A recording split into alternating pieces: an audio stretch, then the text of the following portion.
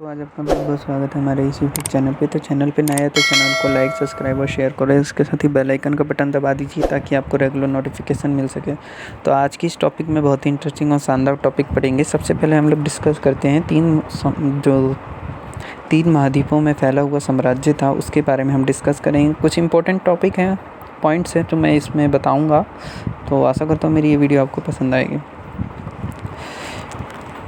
ईस्वी सन के प्रारंभ से 7वीं शताब्दी के पूर्वार्ध तक दो महान साम्राज्यों रोम और ईरान ने अधिकांश यूरोप, पश्चिमी एशिया और उत्तरी अफ्रीका का बहुत बड़ा हिस्सा आपस में बांट रखा था। रोम के इतिहास को जानने के लिए हमारे पास निम्नलिखित स्रोत हैं: पाठ्य सामग्री, प्रालेख, भौतिक अवशेष। रोम साम्राज्य की उत्तरी सीमा राइन और डेन्यूब नदियाँ निर्धारित करती थी। दक्षिणी सीमा सहारा रेगिस्तान से बनती थी। यूरोप और अफ्रीका के महाद्वीपों के बीच भूमध्य सागर था, जो पश्चिम में स्पेन और पूर्व में सीरिया तक फैला था। रोम साम्राज्य में गणतंत्र शासन व्यवस्था 509 ईसा पूर्व से 27 ईसा पूर्व तक चली। 27 ईसा पूर्व में अगस्टस गणतंत्र का तख्ता पलटकर सम्राट बन गया। अगस्टस के राज्य को प्रिंसिपेट कहा जाता है। रोमन साम्राज्य के 3 खिलाड़ी थे: सम्राट, अभिजात वर्ग और सेना। रोम की सेना व्यावसायिक सेना थी जिसमें सैनिकों को वेतन दिया जाता था। रोम की विशाल सेना में 6 लाख सैनिक थे। प्रत्येक सैनिक को 25 वर्ष तक सेना में सेवा करनी पड़ती थी। प्रथम और द्वितीय शताब्दी शांति, समृद्धि और आर्थिक विस्तार का काल थी, परंतु तीसरी शताब्दी में तनाव उभरा जब ईरान के ससानी वंश के बार बार आक्रमण हुए। इसी बीच जर्मन मूल की जनजातियां फ्रैंक, एल्मनाई और गोथ ने रोमन साम्राज्य के विभिन्न प्रदेशों पर कब्जा कर लिया, जिससे साम्राज्य में अस्थिरता आई और 47 वर्षों में 25 सम्राट सिंहासनरूढ़ हुए। इसे तीसरी शताब्दी का संकट कहा जाता है। रोमन साम्राज्य में एकल परिवार का चलन था। महिलाओं की जो स्थिति थी वो काफ़ी अच्छी थी। उन्हें संपत्ति में स्वामित्व व संचालन में कानूनी अधिकार प्राप्त था।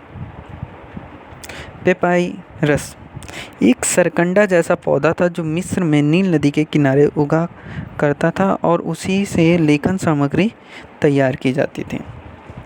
साम्राज्य में संस्कृति विविधता पाई जाती थी।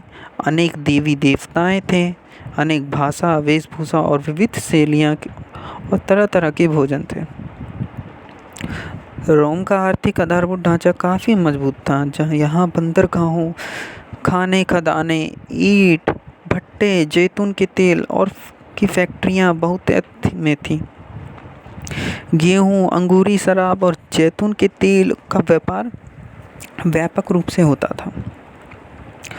तरल पदार्थों की ढुलाई जिन कंटेनरों में की जाती थी उन्हें एम्फोरा कहा जाता था। स्पेन में उत्पादित जैतून का तेल ब्रेसल 20 नामक कंटेनरों में ले जाया जाता था। रोम में दास्ता की जड़ें मजबूत थी। इटली में 75 लाख की आबादी में 30 लाख दास थे। दासों को पूंजी निवेश के रूप में देखा जाता था। उनके साथ क्रूरतापूर्ण व्यवहार किया जाता था। प्रारंभिक साम्राज्य में निम्नलिखित श्रेणियां पाई जाती थी: सेनेटर, अश्वरोही, अभिजात वर्ग, फुआर, निरंतर वर्ग और दास। परवर्ती काल में अभिजात वर्ग, मध्यम वर्ग और निरंतर वर्ग। रोमवासी बहुदेववादी थे। लोग जुपिटर, जूनो, मिनर्वा तथा मार्स जैसी देवी देवताओं की पूजा करते थे। यहूदी धर्म रोम साम्राज्य का एक अन्य बड़ा धर्म था। सन 312 में सम्राट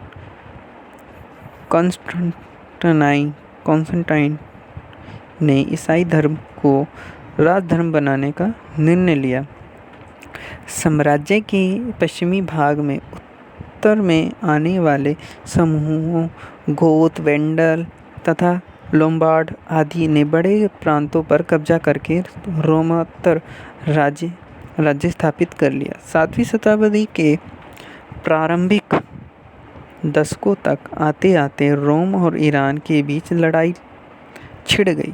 पैगंबर मोहम्मद की मृत्यु के 10 साल बाद पूर्वी रोमन और ससानी राज्यों के बड़े बड़े भाग भीषण युद्ध के बाद अरबों के कब्जे में आ गए और इस्लाम का विस्तार हुआ। यह प्राचीन विश्व इतिहास की सबसे बड़ी राजनीतिक क्रांति थी। ऋतु प्रवास, ऊंचे पहाड़ी क्षेत्रों और नीचे के मैदान इलाके में भेड़ बकरियां तथा अन्य जानवरों को चराने के लिए चरगाहों की खोज में ग्वालों तथा चरवाहों का मौसम के अनुसार वार्षिक आवागमन। दिनारियस रोम का एक चांदी का सिक्का होता था जिसमें लगभग 4.5 ग्राम विशुद्ध चांदी होती थी। सॉलिडस सिक्का कॉन्स्टेंटाइन ने चलाया जो 4.5 ग्राम शुद्ध सोने का बना हुआ था।